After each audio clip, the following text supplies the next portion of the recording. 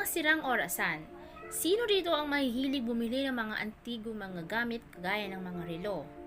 Sabi sa pamahiin, mag-ingat ka sa mga antigong orasan na hindi gumagana kung bigla itong tumunog. Sinasabing malapit na raw ang kamatayan. Ang pagpapanatili ng mga sirang bagay sa paligid mo ay itinuturing din na masama ang feng shui. Ito ay isang palatandaan na ang iyong bahay at kaluluwa ay may mga kalat na dapat daw linisin. So, sa atin naman, sa totoong buhay naman din, kahit hindi naman kasabihan, hindi naman din siguro natin na naisin na makita mo na nakadisplay pa dyan ng mga bagay na sira na gaya nga ng relo or kahit anong klase ng bagay. Pangalawa, alitap-tap. Maaari mong isipin na ito ay maganda kapag ang iyong mga anak ay nagdala sa bahay mo ng isang garapon ng mga alitap-tap. Ngunit dapat mag-ingat ka ayon sa pamahiin. Dahil ayon sa Victorian na pamahiin, kapag ang isang alitap-tap o ang umiilaw na kulisap ay pumasok daw sa iyong tahanan, nangangahulugan daw ito na may isang taong mamamatay soon. So, sino na rito ang naka-experience or naniniwala sa ganitong klase ng pamahiin? Walang buhay na dekorasyon yung mga tuyong bulaklak. Maging ito man ay florera ng mga bulaklak or mga pinutol na bulaklak or kahit na isang seashell, ang mga patay na bagay sa bahay ay maaring magdala sa iyo ng masamang kapalaran. Or yung palakol. Ang ilang mga alamat ay pinangahawakan na ang pagdadala ng isang palakol sa bahay ay maaaring magdala ng kamatayan. Pero sa totoong buhay naman, maaari tayong lahat na sumang-ayon na ang isang palakol ay hindi ligtas na nakalagay o nakakalat sa paligid ng ating bahay. Dahil maaring maging sanhi pa ito ng aksidente, lalo kung may mga bata sa inyong bahay. Panglima, lumang walis. Kung lilipat ka raw sa isang bagong bahay, huwag mo nang dalhin ang mga walis na ginamit mo na sa iyong dating tirahan. Dahil ayon sa alamat, ang isang lumang walis ay wawalisin daw nito lahat ng good luck. At syempre, hindi lamang ito isang kasabihan, kung ding maging sa totoong buhay din ay hindi naman siguro natin gusto ang paggamit ng mga lumang kagamitan sa paglilinis ng mga bagong bagay. Dahil nga maaring magdala ng mga peste or dumi mula sa ating dating tirahan. Kaya hindi naman siguro isang masamang ideya kung magsisimula ka na gumamit ng isang bagong walis sa iyong bagong tahanan. Pamahiin man ito or hindi. Pang-anim, isang asarol or garden hose. Hindi ito nakamamatay, ngunit ang pagdadala ng isang asarol sa loob ng bahay ay maaring magdala ng masamang kapalaran. Kung hindi mo ito sinasadyang makapagdala ka ng isa sa loob ng iyong bahay matapos natapusin ang iyong mga gawain sa pag-garden, mas mahusay raw na maglakad ka ng paatras sa parehong pintuan na iyong pinasukan upang subukan at baliktarin ang masamang kapalaran. At gaya ng palakol, hindi rin magandang tignan kung magpapasok ka ng isang asarol sa loob ng iyong bahay. Maaari pwede mo siyang lagay sa inyong bodega o sa isang lugar na mas safe at hindi nakakalat. 7. Pula at puti na bulaklak. Ang pula at puting bulaklak ay tinuturing na bad luck. Siguraduhin gawin ang iyong mga bouquets na mga may maraming magkakaibang mga bulaklak or panatilihin na lamang lahat ng ito sa isang kulay. Dahil ayon sa Victorian na pamahiin, ang pagdidisplay lamang ng pula at puting mga bulaklak na magkasama sa isang florera ay nangangahulugan daw na magkakaroon ng kamatayan soon. Number 8. Ibon sa bahay.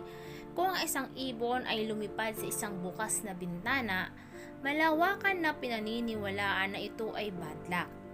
Madalas na nagsisignal ng isang kamatayan sa pamilya.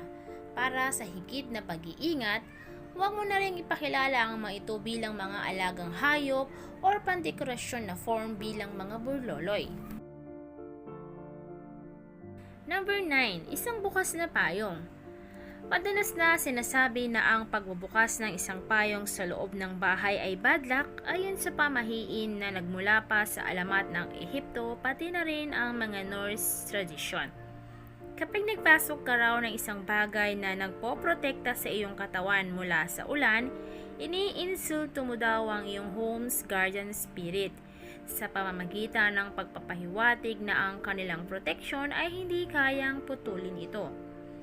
Masamang kapalaran man o hindi, nararapat lamang na mag-ingat tayong magpasok ng isang bukas na payong sa loob ng ating bahay dahil maaari nga tayong makatusok ng mga mata dahil lamang sa bagay na ito.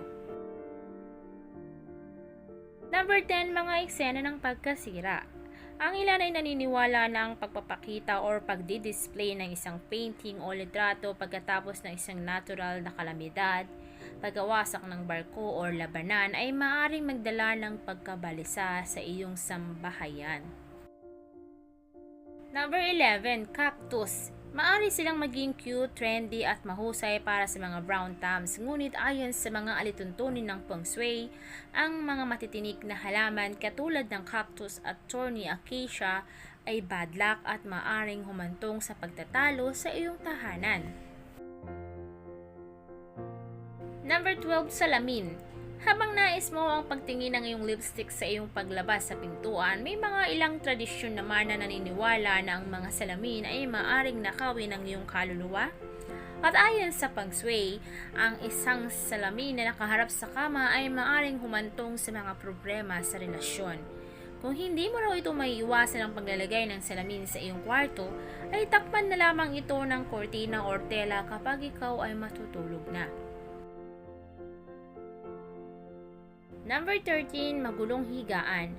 Ang isang kawikaang Amerikano ay nagsasabi na ang pag-iwan sa iyong kama ng magulo ay maaring humantong sa isang hindi magandang pagtulog sa gabi.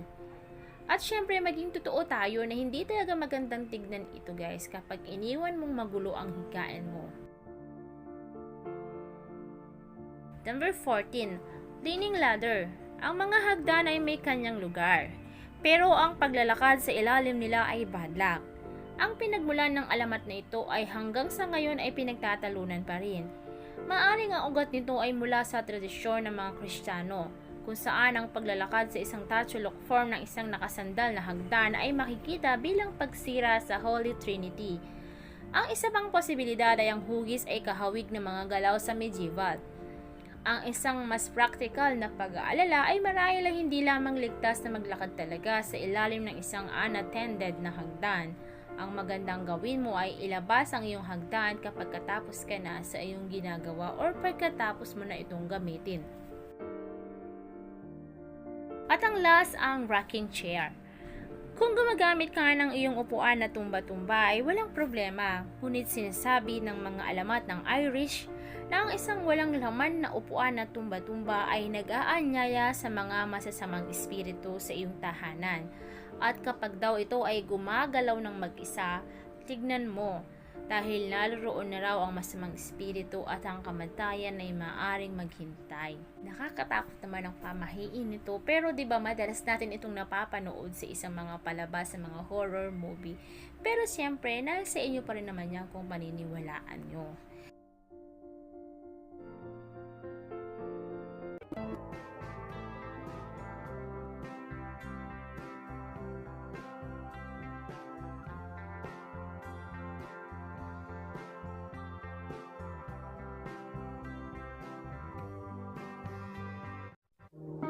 And dati ang aking buhay ay kulang sa sigla. Gandang taglay ko ay hindi nila makita. Ngunit nang ikaw ay makilala, ang beauty ko lililingon na. So pick and pack, shop till you drop. Sa easy shop, gagandang buhay. Shop till you drop. Sa easy shop, mundong magiging makulay. Pick and pack. Shop till you drop. Sa easy shop, gaganda ang buhay. Pick and pack. Shop till you drop. Sa easy shop, mundong magiging makulay.